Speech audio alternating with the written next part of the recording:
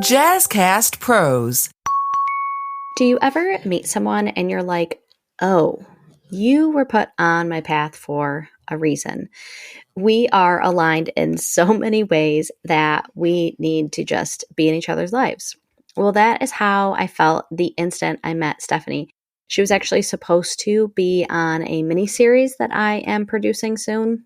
And I talked to her for a couple minutes and I just was like, Stephanie, I need you to know how impactful your story is. And I want you to be on a full episode. A mini episode is just not going to do it. And this episode actually went longer than I typically do. I'm actually normally very good at capping it, but the conversation was so juicy and like gave me chills and goosebumps. And like, I couldn't let it stop. So that is who we are talking with today, Stephanie Armstrong, who is actually a Rochester, New York based entrepreneur. And we get into living aligned and pivoting and all the different phases of entrepreneurship and how they all support the next season of entrepreneurship. It's a really beautiful conversation that I can't wait for you to listen to.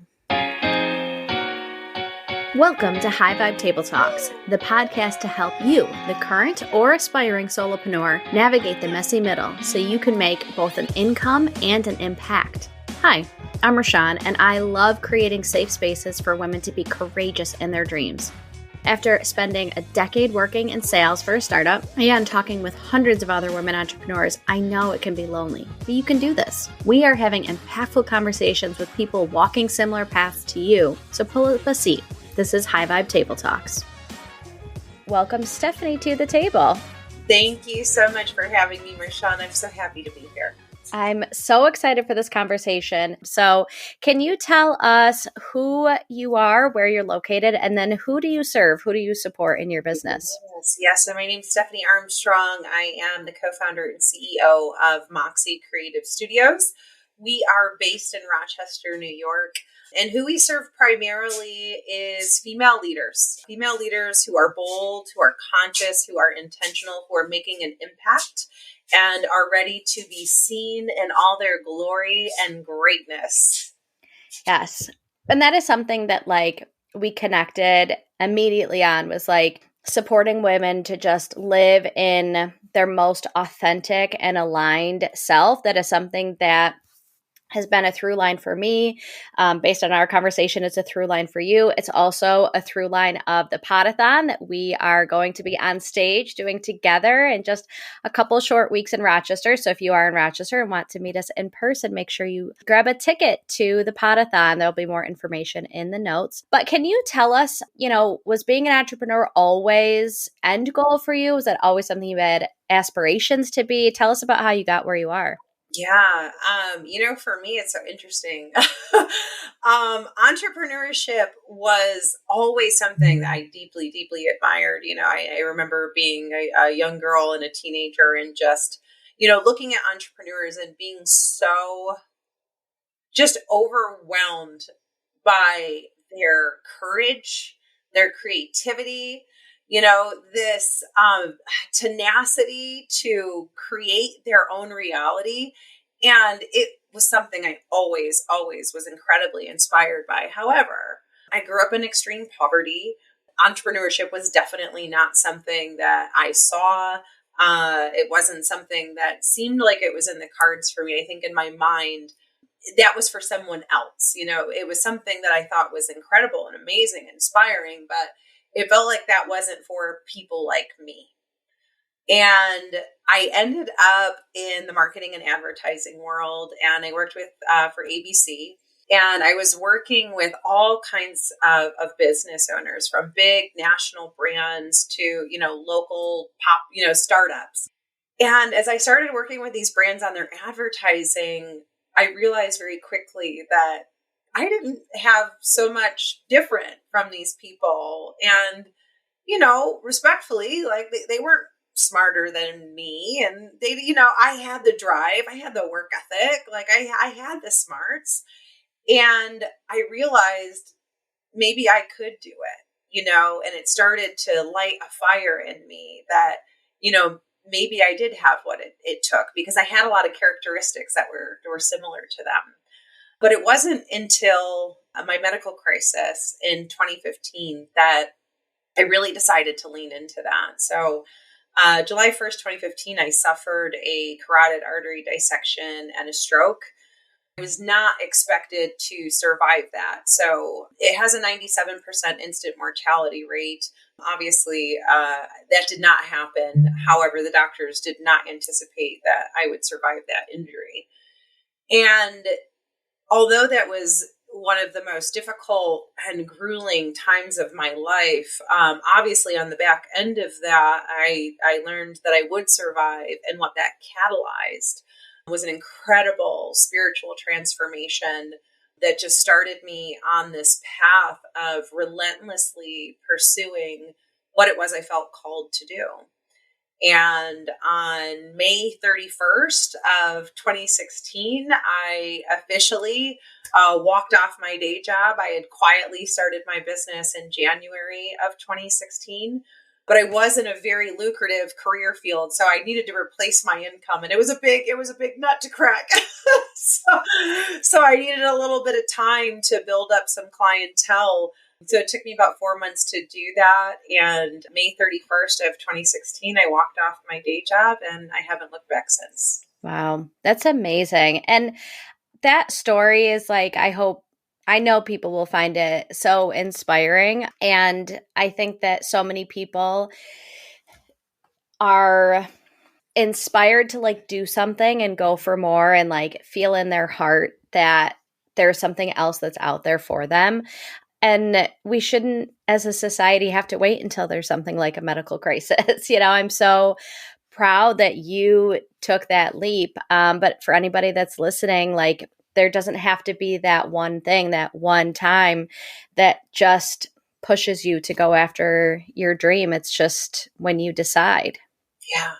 Yeah. The inkling was always there, and this is something that I chat about is I don't want it to come to things like that for others, these very difficult moments. And what I'm observing, and what I'm learning through life is when we delay those things, that little mustard seed, right? That little spark of curiosity, that thing that really gets you going. We can only ignore it for so long, right? The resistance starts to pop up because we're not following the right path. So while I'm so grateful for the experience that I got in corporate advertising and working with those brands, it definitely prepared me for what I was going into. But if you have that little seed, right, listen to it, lean into it, figure out a plan to start chipping away at it because it's in you for a reason. Yeah, right. And it's going to keep calling you. So you might as well just tune in, see what it has to say. Yeah.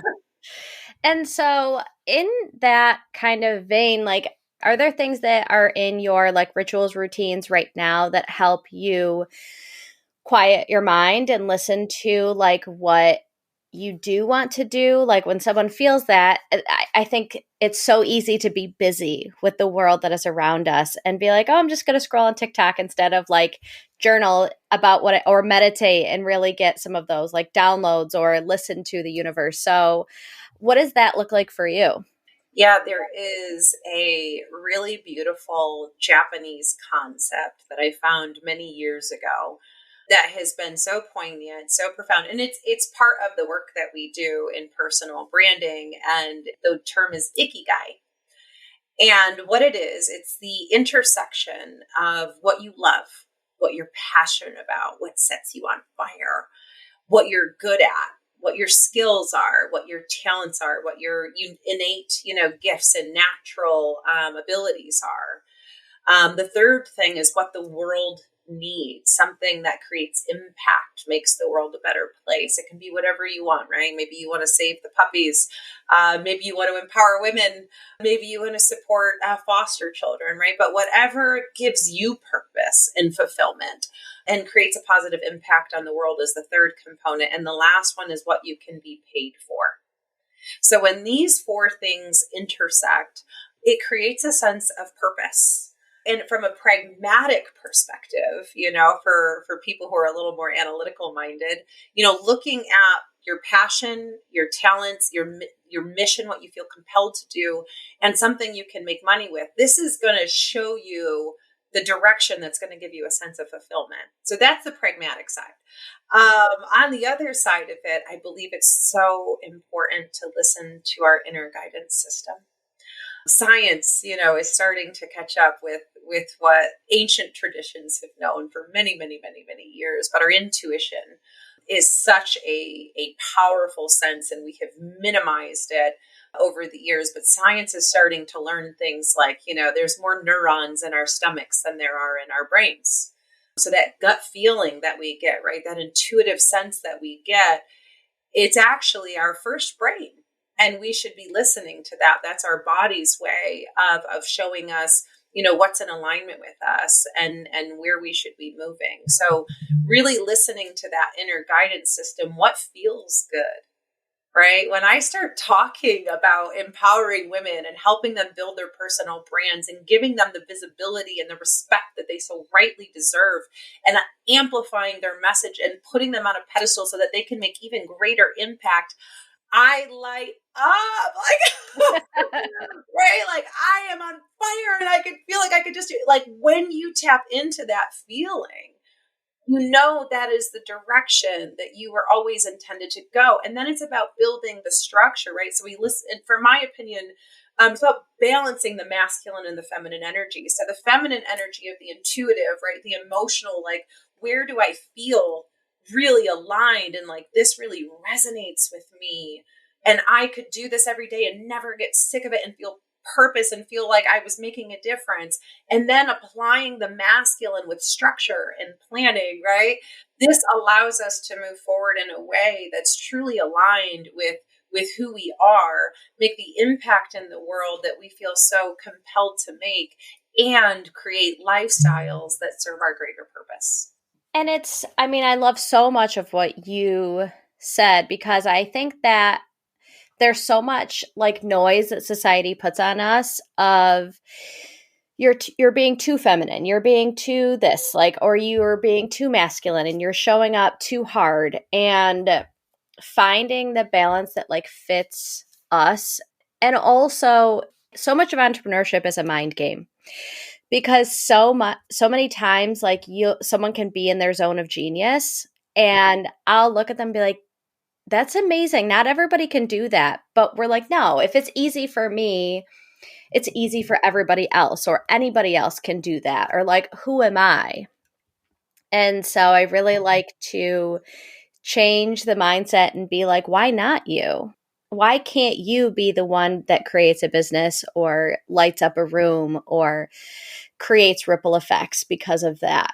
So we're very much aligned when it comes to that idea, and just finding that harmony between the masculine and the feminine, because it's not going to be like a 50-50 balance.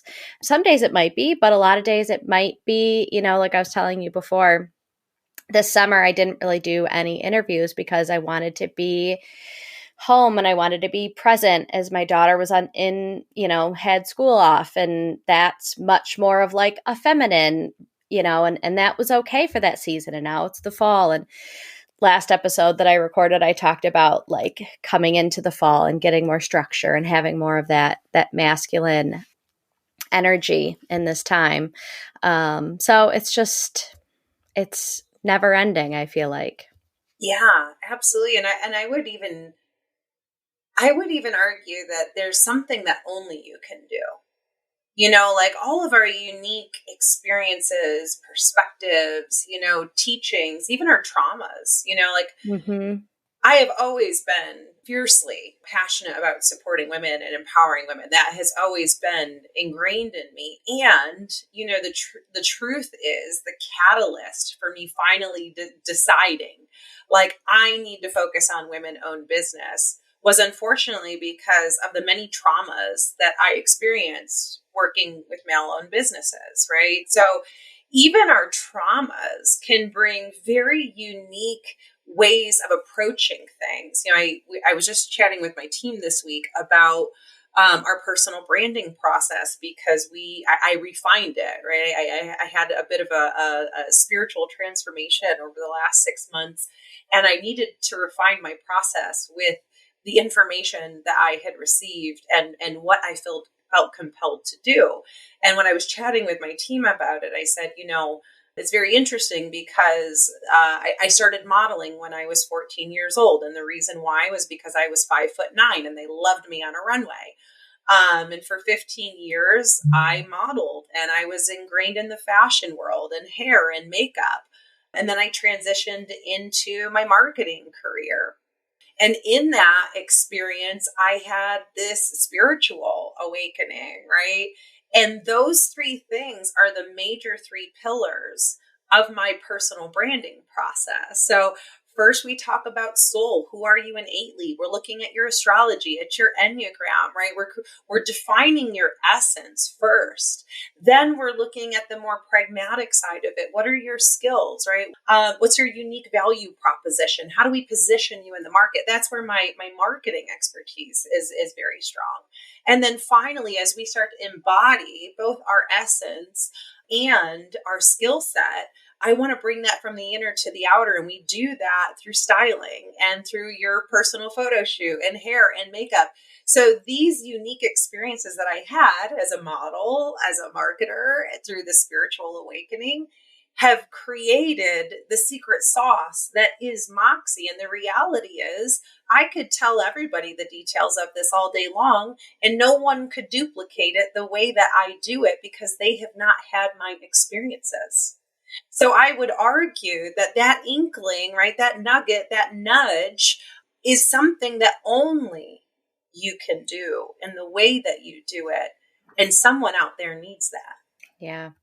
That's so powerful. And it's so, it's so interesting because I think that, like as we go through, and I don't know if you felt this when you transitioned from modeling to marketing, but when I transitioned like from teaching into sales, it was like, well, teaching was my life. And I felt like I was failing because I was moving on to something else. And the universe was like, no, you just need to learn a different skill set, and you're going to take so much from what you learned in teaching into sales. And you're going to take so much that you took from sales and teaching into being an entrepreneur. And like, it's adding pieces to this incredible puzzle that is you in your life. And like, letting go of a previous version is not a failure. It's not like something you did wrong or should have changed. It's so true. It's so, so true. I saw something a few weeks ago that said the detours were the whole point. Right. Right. Yes. The detours were the whole, and I really, it struck me when I saw it. It really captured the vibration, right? Like it was resonated. Yeah. And I was like, wow, and I really, really thought about that. And I'm like, basically all of these little twists and turns that have gotten me where I ended up, most of the most important ones were completely unplanned. Yeah. Right? Not at all where I thought that I was going. Universe took a left. And while we were on that wave, right, this unfolded and revealed itself. And, this has been a journey for me. And I'm sure it's a journey for all entrepreneurs, is our faith journey. And in whatever way that you choose to structure that, whether it's through an organized religion or an unorganized spiritual practice, or even just as a practical, concept, it's the faith, we are on a constant roller coaster, right? Like there's twists and turns and unpredictable things that happen that we have to respond to. One of the things that has happened for me over the last few years is getting to a place of faith that it's all working out the way it's supposed to be. And a big reason is because as I reflect on those, sometimes, tower moments for those tarot readers out there, those tower moments that can be so frightening, it can really shake us to our core sometimes. And I know 2025, unfortunately for me, there were a number of those experiences that were really shaking me. And they have all turned out divinely, perfectly. And they have helped me uncover layers of myself that I hadn't got to yet, things that I didn't even know were there. that have created such a more meaningful experience for me. So it's like learning to have faith in the process, which Yeah. sometimes is easier said than done. I admit Yeah. that. But it's when I look back, I see where all of it was taking me, although sometimes it was through some choppy waters on the way there for sure. Yeah. Yes. And how I like metaphorically view it is sometimes we have to shed so much of who we were, what we know, what we believe before we can put on the new, better beliefs or version of ourselves. But we're like, that was me. Like you're taking away like part of me. And we can fight or we can feel naked or like we're missing something. But in a pivot that I did in my business, I remember when I like shifted and I held on to it for so long because I was like, if I don't have this, I don't have anything. Uh-huh. But I had to let go for this podcast to be a thing. And now it's leading to the Pod-a-thon and so many incredible conversations and meeting so many people. And so, but it was hard to let go of something that I felt like then I had nothing. Yes. That's so powerful. The Buddhists are so wonderful at their practice of non-attachment, right? It's almost like we cling to a past version of ourselves because that's what feels comfortable, right? It's what we're comfortable with. And it was interesting because one of the things that had been coming up for me a lot before I had taken a 7-day sabbatical to just tune in to what was happening. But I kept getting the message, you're playing too small. And I kept getting the message that marketing was kind of keeping me small. Whoa, that's the only thing I know is marketing. Right. So this was like a moment for me where I was like, I feel like that is what the spirit is telling me, but that's really frightening to me because that is my expertise. I've been doing this for 15 years. Like I built my entire career here. And if it's not that, like, what is it? Right. Right. And Right. when I really tuned in, and for me, that's like meditation. For me, it has to be stillness. I am an extremely active human in general, but my mind is also very, very active and quieting that thing, for me, it's like meditation, it's yoga. The gym is very helpful for me in terms of getting the energy out. And then doing some grounding practices, walking in nature, just things that allow us to get still inside so that we could hear what's being communicated to us. I think if more people tried that, they would find, they come. Yeah. But as I went through that, it wasn't necessarily that it's like, I'm not doing marketing, but what it is that I need to focus in on the work that I'm doing with personal branding and women. Because right now, women are rising. We're in the greatest numbers in leadership and entrepreneurship than we have ever been in the history of the world. Okay, like in all of humanity, we have more power right now than we have ever had in all of humanity. Right, and what I feel Spirit is telling me to do is I need to assist them in their ascension. So that their voices can be heard, so that their missions can be amplified.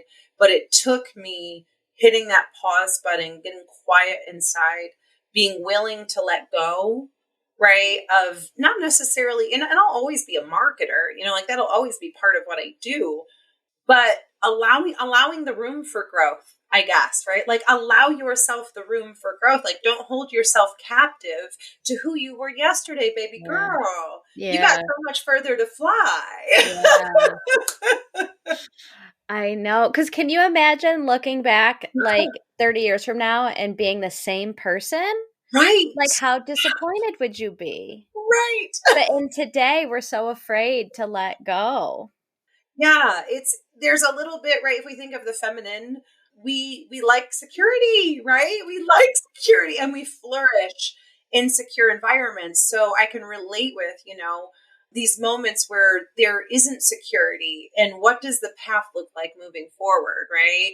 We can tend to get a little fearful in that moment. And there's, I don't think there's anything wrong with that. It's about observing it, right? I remember as I was going through this process, I was like, it feels a little unnerving but I know I'm going where I'm supposed to go. Like, I know that. It's just, Yeah. it's uncomfortable when I'm not clear on what is coming next, right? So I think if we Yeah. could just acknowledge it for what it is, like, oh, the feminine loves a secure environment, doesn't she? Yes. She thrives in a secure environment. Yeah. Yes. And like our lizard brain is like, wait, I'm uncomfortable. No, because that means I'm going to like die or be outcast from.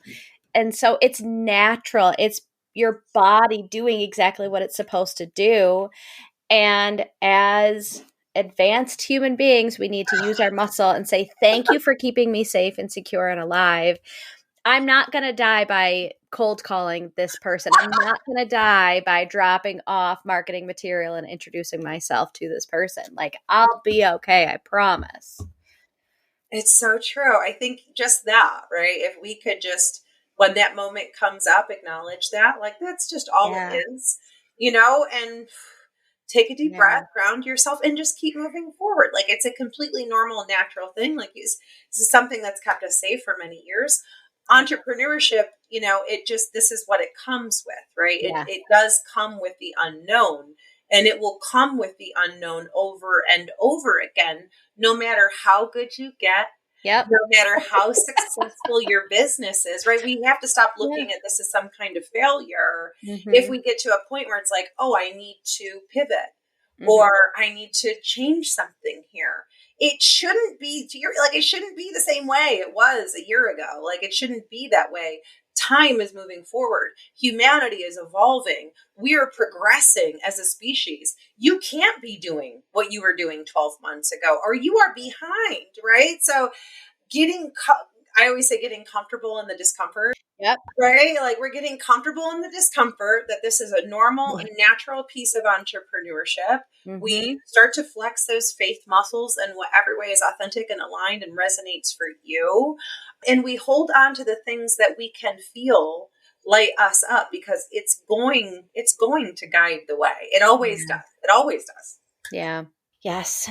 So good. And I know so many people are hearing this, like, okay. And that's why I love sharing the messy middle, because I think so many entrepreneurs, or so many people, I'm sorry, see entrepreneurs and are like, they always had their shit together. They knew what they were doing the whole time. They never doubted themselves. Like, they never failed. And I'm like, they failed so many times. They stayed up at night doubting themselves.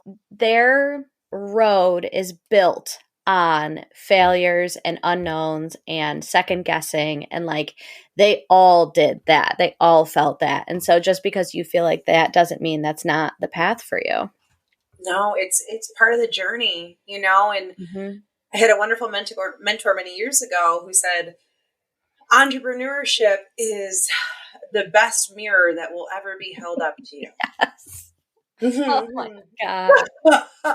Right. So I think the Oh, other piece of it is embracing entrepreneurship as a personal growth and development journey, right? mm-hmm. Do you procrastinate?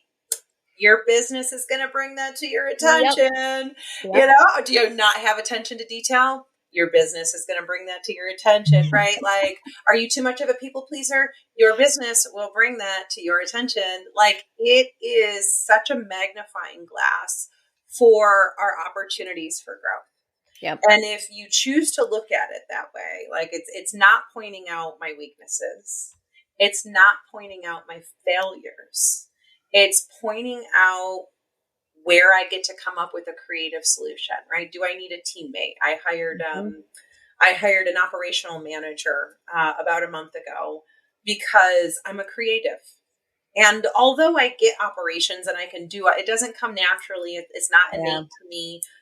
When I do it, it takes a lot of time. It's very frustrating. It drains me. I'm like, Yep. blah, somebody else do this. So I hired an operational manager, because in marketing, it's a lot of project management. Everything is Yeah. a project. And she's been with me now for 3 weeks.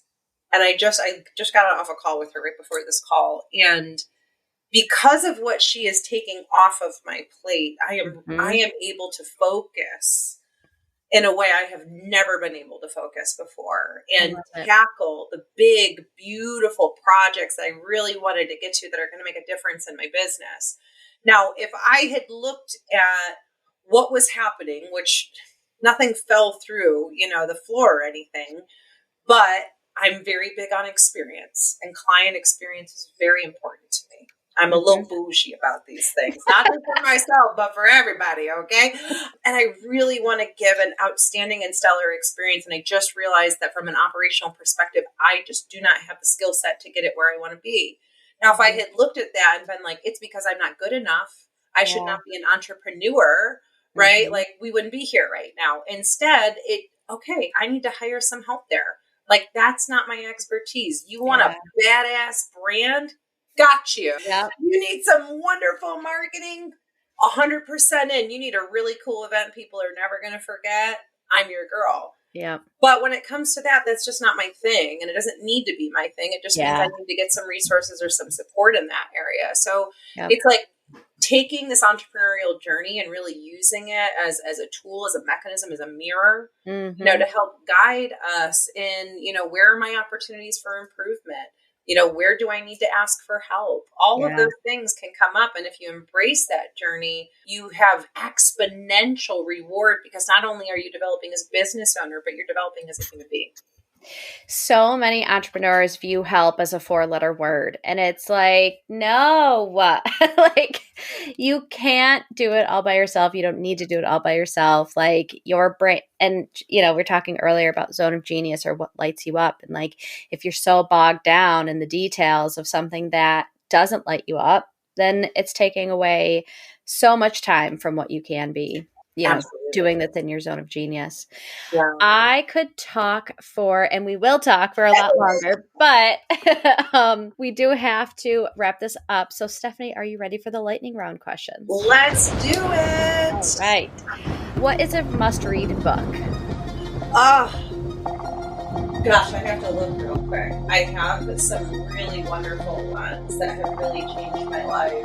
I would say Autobiography of a Yogi. Okay. I will have to pick that one up. I've never read it before. It's a very good one. I have to give you a second. Is Outwitting the Devil.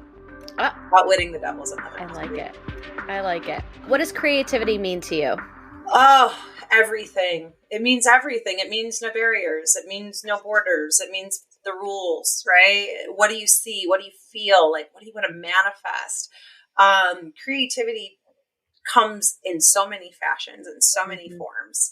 And there's even, there's analytical creatives. I've seen people do some really incredible things. Like my dad's in engineering, and it's like, he's creative. It's just a different kind of creativity. Yes. But I've watched how it's just morphed over the years from, being a young girl who was obsessed with music and dance, and then theater, and then performance and modeling. And, now it's things like cooking and interior design. And, obviously what I do for work in terms of personal styling and brand development and all of those fun things. But it's the expression of the soul.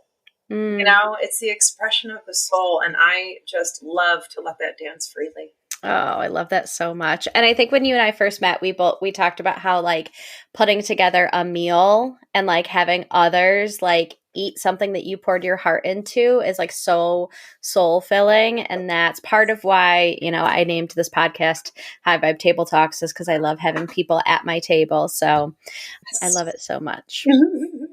All right. What is the best piece of advice you've ever received? Oh, don't take life too seriously. You'll never make it out alive. It has brought so much joy to my life as someone who was like a chronic overthinker, overstressor, overanalyzer, hypervigilant, all the things. I really used to get the best of myself, with just what was going on in between my ears. And when I started to just lighten up a little bit, not take things too seriously, find joy in the simple things, my life became so full. I am genuinely probably one of the happiest people I know. And it's not because everything in my life has worked out, because it is not. My life is affected every day by things that I can't control, but some of the most challenging things that humanity deals with, because of the people I love and the family I come from. So I could choose, to be weighed down by those things, or I can choose to focus on all my tremendous blessings and how grateful I am and the amazing people in my world. And that's a choice. And that's what I choose. Awesome. And the last question is, what is the coolest shit you've done in the last year or are currently working on? Oh, that is a good one. I got to be honest, and this is not a promotion, but it is what it is. I think the Aligned Entrepreneur is the coolest thing I've worked on in the last year. And here's why. Jazzy got brought to us completely by accident. So we're planning an event for another client. Jazzy is actually the MC at that event. So that's how I even get introduced to Jazzy to begin with. So we are collaborating with her for this other event that she's MCing. And she says, wait a minute, I have an event coming up. Like, could you guys help me with that? And we're like, well, tell us the concept. He tells us the concept. And it's like amazing. It couldn't be more aligned, you know, it really couldn't. And it was so funny because as Jazzy and I were meeting, and now you see the marketing materials as they exist. But at the time she said, you know, I have this picture in my head of this like business person, like meditating and like something around them. So I'm like, okay, like I feel it. Right. So like, I'm letting it percolate. I add her on Facebook and it didn't even occur to me. She adds me as a friend, and the picture I had posted a couple days before was from our Power and Presence event, which is our personal styling, branding photo shoot event that we do. And in the picture, I am on my knees in prayer pose with my eyes closed, and there's a huge arch around me. And she messages me and she says, my goodness, you are the Aligned Entrepreneur. That's crazy. I just got chills. So as we started speaking like about her vision, it was just so aligned with everything that we believe in and the community that we're creating and the future that we're building. And every person that's a part of this event is a conscious individual who's also like leading the way in their industry and doing some amazing work. So in WXXI, you know, just to be able to go in and get to take over the studios for the day and the production and the level of production that we are going to put together and the impact that this will have. Like, you know, I know we have to wrap up here, but there was this study years ago. It's called the Maharishi effect. And there were studies that were done years ago where when people mass meditated, crime in the region went down, and they tested this repeatedly, and they don't understand how it works, but they know it works. It's called the Maharishi effect. The intention that will be in that room that day, the frequency and the vibration that it will set off into our communities, into our families, will be profound. And I'm just so honored to be a part of it. So that would be the most amazing project that I've been involved in the last year. I cannot wait. And again, this wasn't meant to be a promotion, but I agree. Like, and you and I were talking, and then I was like, wait, you know how? And it just was like this crazy universe pulling things together for us. Yeah, that's right. You and I had linked up like a month before, me and Jazzy. So the universe was just conspiring to bring this together. It was so beautiful. It's so beautiful to be so aware of it. And to be present. And this is why going in and listening and tuning in and getting clear is so important, and I think this is where so much of my joy comes from. Yeah. Is because when you're in alignment with it, you watch the magic happening right before you. You can't deny it. You cannot deny it. And you know you're exactly where you're supposed to be. So I'm just so thrilled for this event coming up. And yes, this was not intended to be a promotion, but my spirit is just truly moved by what we're seeing in the entrepreneurial community and the way that people are awakening and realizing what they can do with their power and their influence and choosing to be intentional about it. Awesome. Thank you so much for coming on the podcast today. And if you want to hear more from Stephanie and I, definitely join the Aligned Entrepreneur Pod-a-thon September 27th. You can purchase tickets in the link below. But thank you so much for coming today. This was really, really wonderful. Thank you so much for having me, Rashawn. I will see you in a few weeks. Yes.